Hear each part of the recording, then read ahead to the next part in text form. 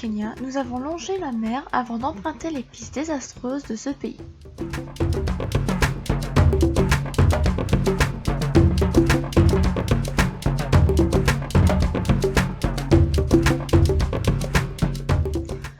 Nous nous sommes installés sur la Peponi Beach pour l'anniversaire de mariage de mes parents.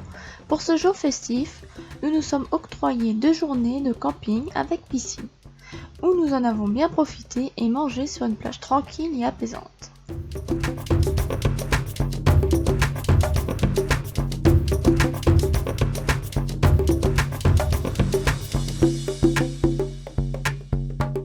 Nous sommes repartis de cet endroit, direction Arusha, où nous sommes restés chez des Français qui sont des guides touristiques.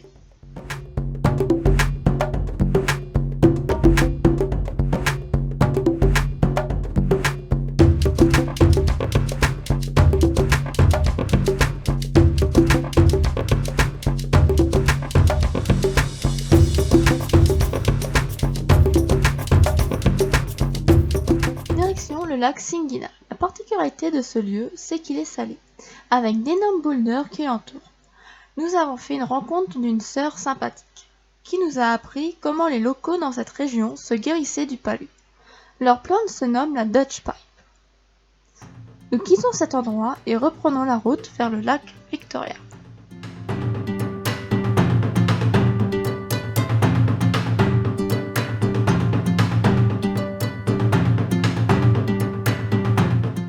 Avant d'atteindre le lac, nous avons fait un petit détour pour renouveler nos taxes routières d'un mois au Rwanda.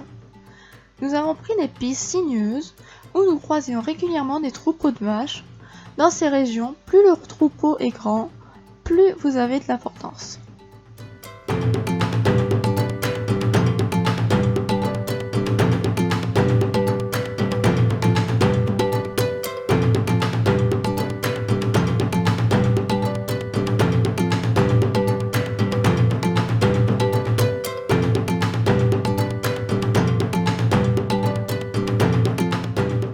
Enfin arrivés sur le lac Victoria, nous nous sommes immédiatement installés et sommes allés se reposer de ces longues journées de piste. Le lac est tellement grand qu'on a l'impression d'être au bord de l'océan.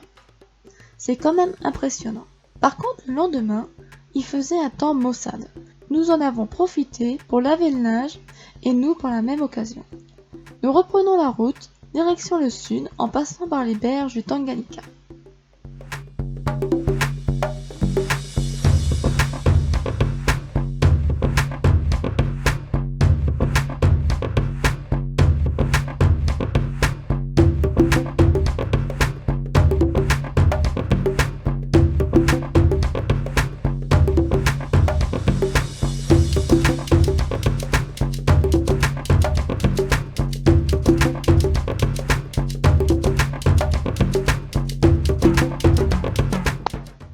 Après avoir roulé plusieurs centaines de bornes, nous voilà face au lac du Tanganyika. On y reste pendant quelques jours, les couchers de soleil sont tout bonnement magnifiques. Les couleurs s'embrasent, couleur feu, avant de laisser place à la nuit. L'eau est si translucide que nous pouvons voir les magnifiques galets multicolores du fond du lac.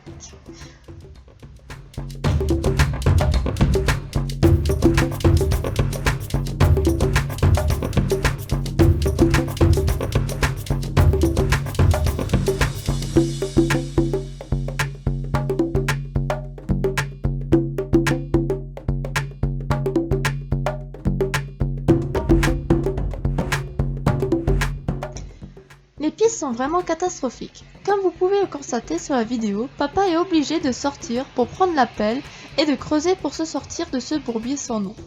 Je peux vous dire, on a pris du temps pour cette piste. De plus, les camions n'aidaient pas du tout, eux-mêmes bloqués en attendant que les sols se durcissent. Et oui, nous sommes à la saison des pluies. Youpi, on est trop content de notre malchance. Nous sortons et là on tombe sur un tas, et quand je dis un tas, c'en est un. Un amassis d'hippopotames se retrouve dans cette mini-mare d'eau, il y en avait bien une centaine, qui s'entassaient les uns sur les autres. Il y avait même des bébés là-dedans. Papa s'est approché d'eux et bizarrement ils ont pris peur. Et ils ont reculé le plus qu'ils pouvaient.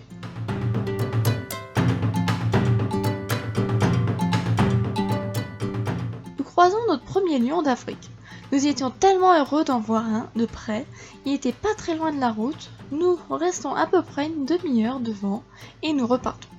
10 km plus loin, on crève, résultat on doit tous sortir, 2 pour surveiller les environs et les 2 autres pour changer la roue. Ce jour-là, c'était notre record de démontage et remontage de pneus. Après avoir vu le lion, on voit des girafes, l'un des animaux que mon père adore. Il y avait un girafon, c'est trop chou. Notre dernier bivouac en Tanzanie avant de passer la frontière zambienne et de découvrir un autre pays. Nous arrivons en Zambie et notre malchance nous poursuit, et oui, nous avons encore crevé dans un village pas loin d'une école.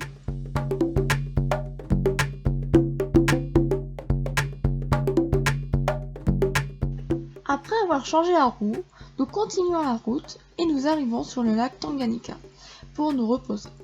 Nous en profitons par la même occasion pour s'y baigner et se laver au passage. Après une longue journée de route et de chaleur, c'est toujours agréable de pouvoir s'y tremper les pieds.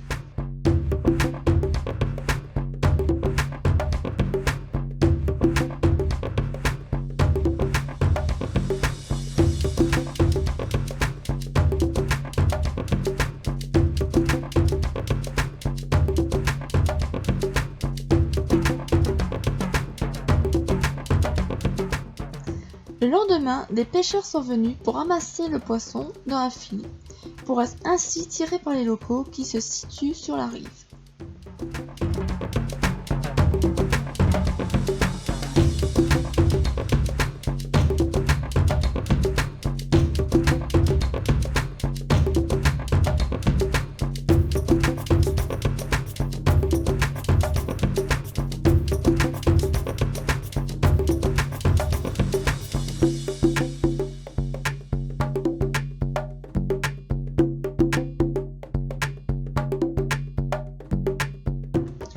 Nous quittons le lac Tanganyika pour se diriger vers le lac Bangweulu.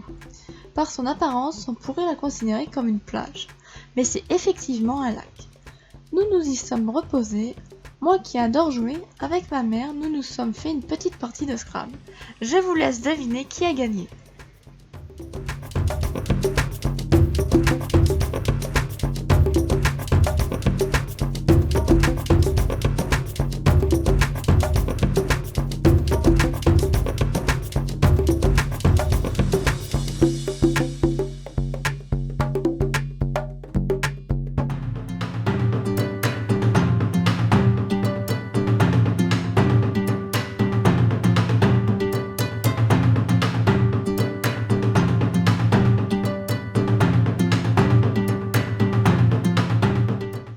Après ces quelques jours de break, nous partons et traversons des villages zambiens, qui sont assez typiques quand nous sommes à l'intérieur du pays.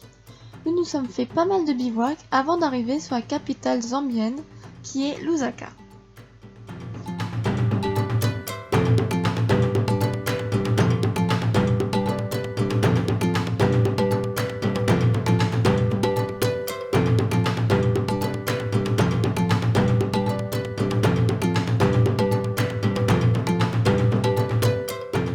Dont certains avec de magnifiques couchers de soleil, des campements assez secs ou au contraire très verts.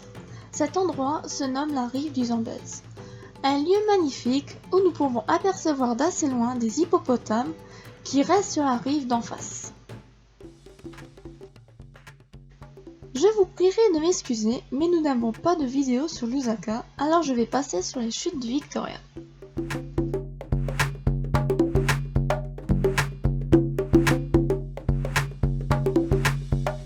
Nous payons nos entrées pour aller voir les chutes. Nous marchons un peu avant de pouvoir les voir. Malheureusement, nous avons un peu déchanté.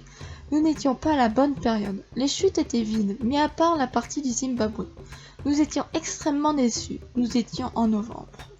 Pour pallier à ce manque, nous avons fait une petite marche qui nous amena en bas d'une rivière où ma sœur et moi, ayant eu trop chaud, en avons profité pour barboter un peu dans l'eau.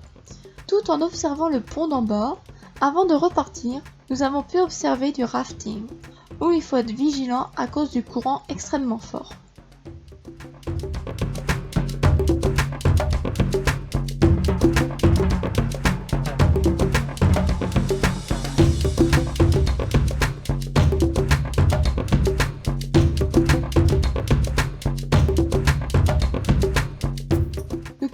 pays par l'une des plus grandes chutes d'eau du monde, pour y revenir 7 mois plus tard, en juin, avec la saison des pluies.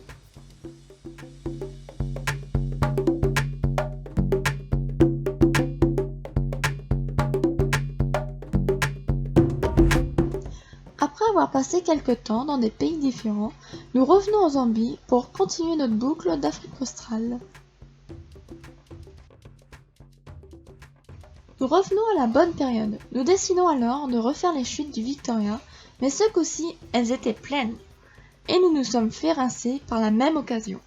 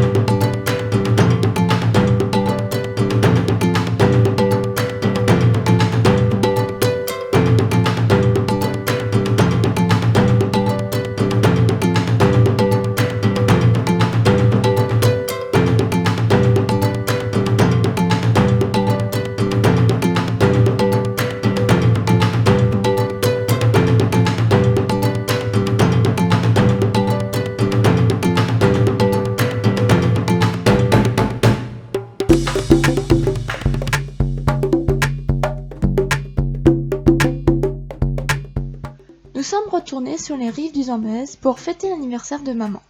Quelques jours de tranquillité, avant de remonter vers Lusaka, où nous étions attendus chez des locaux avec qui nous avons partagé leur vie et nous leur avons fait goûter à la gastronomie française.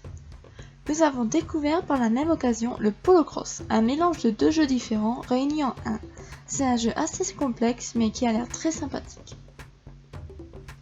Nous avons été invités chez une autre personne du nom d'Alex, dont la famille possède 2 lions blancs et 3 lions bruns, qui se nomment Simba, Scar et Mufasa.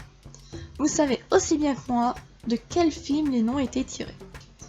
Les lions sont très amicaux, ils demandent des câlins. Le souci c'est qu'ils vous écrasent ou vous arrachent la peau avec leur langue râpeuse.